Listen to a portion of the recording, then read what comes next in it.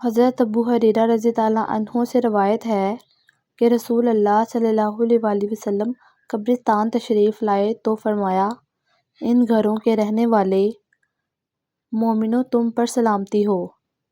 اگر اللہ نے چاہا تو ہم بھی یقیناً تمہارے پاس پہنچنے والے ہیں۔ میری خواہش تھی کہ ہم اپنے بھائیوں کو دیکھتے۔ صحابہ نے عرض کیا، اللہ کے رسول، کیا ہم آپ کے بھائی نہیں؟ آپ صلی اللہ علیہ وآلہ وسلم نے فرمایا، تم میرے ساتھی ہو اور ہمارے بھائی وہ ہیں جو ابھی نہیں آئے۔ صحابہ نے پھر عرض کیا، اللہ کے رسول، آپ اپنی امت کے ان افراد کو کیسے پہچانیں گے جو ابھی نہیں آئے اور وہ بعد میں آئیں گے؟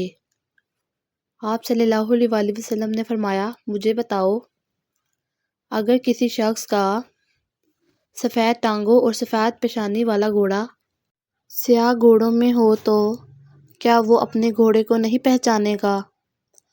صحابہ نے عرض کیا، کیوں نہیں اللہ کے رسول، ضرور پہچان لے گا۔